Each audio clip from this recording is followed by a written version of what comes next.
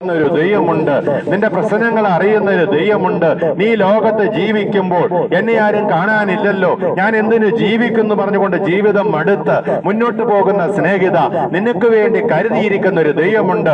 അവൻ നിനക്ക് വേണ്ടി ഇന്നും ജീവിക്കുന്ന ദൈവമാ. സൃഷ്ടാവായ ദൈവം അതേ മനുഷ്യൻ പാപത്തിൽ നിന്ന് അകന്നു പോയപ്പോൾ, ഏദൻ പർദീസയിൽ വെച്ച് അവർ ദൈവത്തിൽ നിന്ന് അകന്നു പോയപ്പോൾ ദൈവം ഒരുക്കിയ രക്ഷാ പദ്ധതിയാകുന്നു സുവിശേഷം.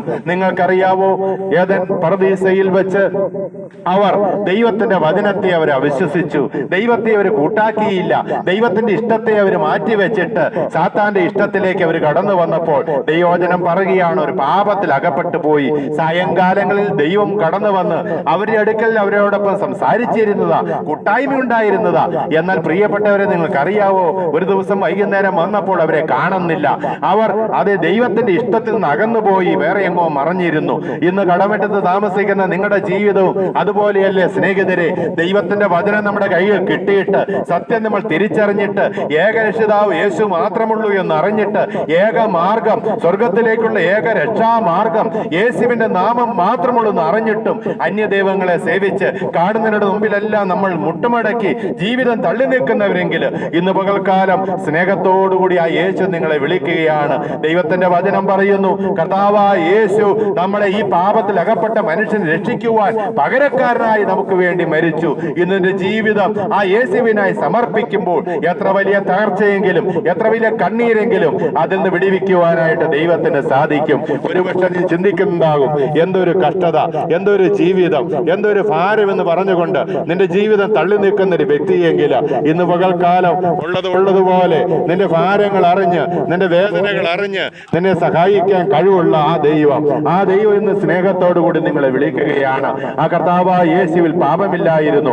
പാപമില്ലാത്ത യേശു പാപിയായി എനിക്കും താങ്കൾക്കും വേണ്ടി പാപത്തിന്റെ ശിക്ഷയായ മരണം തന്റെ ശരീരത്തിൽ ഏറ്റെടുത്തു.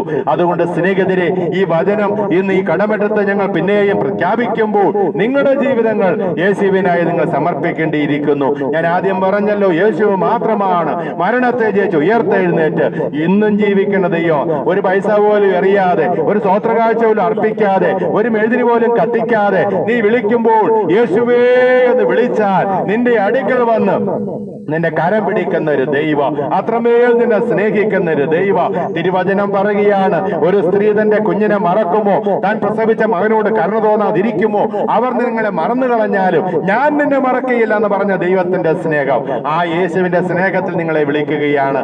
ആ യേശു പകരക്കാരനായി മരിച്ചു. വിശുദ്ധ വചനം പറയുന്നു, 5 കോടതികൾ 6 പ്രാവശ്യം യേശുവിനെ വിസ്തരിച്ചിട്ടും യേശുവിൽ പാപമില്ലായിരുന്നു. പിന്നെ എന്ത് യേശു മരിക്കാൻ കാരണം? പാപമില്ലാത്തവൻ ഭാവിയായി എനിക്കും താങ്കൾക്കും പകരമായി പാപത്തിന്റെ ശിക്ഷ യേശു തന്റെ ശരീരത്തിൽ ഏറ്റെടുത്തു. ഇന്ന് ഞങ്ങളെ ശ്രദ്ധിക്കുന്ന പ്രിയപ്പെട്ടവരെ, നീ പാപപരിഹാരത്തിന് വേണ്ടി നെട്ടോട്ടം ഓടണ്ട, നേർച്ച കാഴ്ചകളുമായിട്ട് എന്റെ ജീവിതം കളയണ്ട. യേശുവിൽ വിശ്വസിക്കുന്നവർക്ക് അത് സൗജന്യമായി കർത്താവ് ഒരുക്കി വെച്ചിരിക്കുകയാണ്.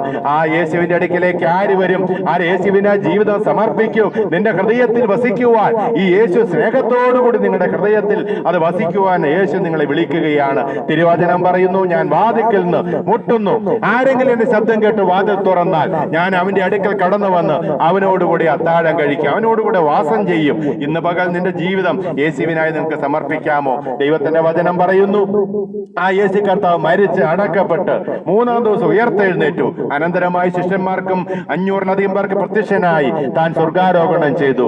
സ്വർഗാരോഹണം ചെയ്യുമ്പോൾ ശിഷ്യന്മാരോട് പറഞ്ഞു, താൻ പോയതുപോലെ വീണ്ടും വരും, ഞാൻ നിങ്ങൾക്ക് സ്ഥലമൊരുക്കാൻ കടന്നു പോകുക. ഇന്ന് പ്രിയപ്പെട്ടവരെ, നിങ്ങൾക്കറിയാവോ, ഈ ലോകം മുഴുവനും യേശുവിന്റെ വരവിന് വേണ്ടി ഒരുങ്ങിക്കൊണ്ടിരിക്കുക. ലോക സംഭവങ്ങളെല്ലാം യേശുവിന്റെ വരവിനെ വിളിച്ചറിയിക്കുമ്പോൾ നിങ്ങളുടെ ജീവിതങ്ങൾ യേശുവിനായി സമർപ്പിക്കുവാൻ വളരെ വിനയത്തോടുകൂടി അഭ്യർത്ഥിച്ചുകൊണ്ട് ഞങ്ങൾ ഇപ്പോൾ നിങ്ങൾക്ക് വേണ്ടി പ്രാർത്ഥിക്കുകയാണ്. ഞങ്ങളോടൊപ്പമുള്ള കർത്താവിന്റെ ദാസി പ്രാർത്ഥിക്കുമ്പോൾ നിങ്ങൾക്ക് ചേർന്ന് പ്രാർത്ഥിക്കാം. നിങ്ങളുടെ അവസ്ഥകൾ ഉള്ളതുപോലെ നിങ്ങളെ സഹായിക്കാൻ കഴിവുള്ള ആ കർത്താവിന്റെ കരത്തിലേക്ക് നിങ്ങളുടെ ജീവിതങ്ങളും നിങ്ങൾക്ക് ഏൽപ്പിച്ചു കൊടുക്കുക. നിങ്ങൾ രോഗിയാണോ? നിങ്ങൾ കടഭാരത്താൽ ബുദ്ധിമുട്ടുന്ന വ്യക്തിയാണോ? മദ്യപാനത്താലും ശാപബന്ധനത്താലും ഈ കടമറ്റത്തിന്റെ ദേശത്ത് അയ്യോ ശാപം പേറി എന്തിന് ജീവിക്കുന്നു പറഞ്ഞുകൊണ്ട് കണ്ണുനീരോടുകൂടി ജീവിതം തള്ളി നിൽക്കുന്ന ഒരു വ്യക്തിയാണോ? ഇതാ ഒരുവൻ സ്നേഹത്തോടുകൂടി നിങ്ങളെ വിളിക്കുന്നു. ഇപ്പോൾ നിങ്ങൾക്ക് വേണ്ടി ഞങ്ങൾ പ്രാർത്ഥിക്കുന്നു. സഹകരിച്ച എല്ലാവർക്കും നന്ദി അറിയിക്കുന്നു. ദൈവം നിങ്ങളെ ഈ വചനങ്ങളാൽ അനുഗ്രഹിക്കുമാറാകട്ടെ. ആമേൻ. ക്രിസ്തുയേശുവിൽ കൂടി ഞങ്ങൾ അതിയായി സ്നേഹിക്കുന്ന നല്ല ദൈവമേ, സ്വർഗീയ നല്ല പിതാവേ, കർത്താവെ, ദേശത്ത് കടന്നു വരുവാൻ യേശു കർത്താവിനെ ഉയർത്തുവാൻ ദൈവം ഞങ്ങളെ സഹായിച്ചതിനായി ഞങ്ങൾ നന്ദി പറയുകയാണ്. കർത്താവെ, വചനം ദൈവമാകുന്നു, ദൈവം വചനമാകുന്നല്ലോ. വചനത്തിന്റെ ശൈത്യ യേശുവിടെ വചനം പറഞ്ഞപ്പോൾ ശ്രദ്ധിച്ച പ്രിയമുള്ളവർക്ക് വേണ്ടി പ്രാർത്ഥിക്കുന്നു. വചനം ദൈവമാകുന്നു, ദൈവം വചനമാകുന്നല്ലോ. ആ വചനത്തിന്റെ ശൈത്യ യേശു പ്രിയപ്പെട്ടവരെ ആശ്വസിപ്പിക്കുകയും വിടുതൽ കൽപ്പിക്കുകയും ചെയ്യുമാറാകണമേ. അത്ഭുതങ്ങൾ ദൈവം ചെയ്യുവാൻ പ്രാർത്ഥിക്കുന്നു. യേശുവിൻ നാമത്തിൽ പ്രാർത്ഥന കേൾക്കണം. ജീവനുള്ള പിതാവേ, ആമേൻ.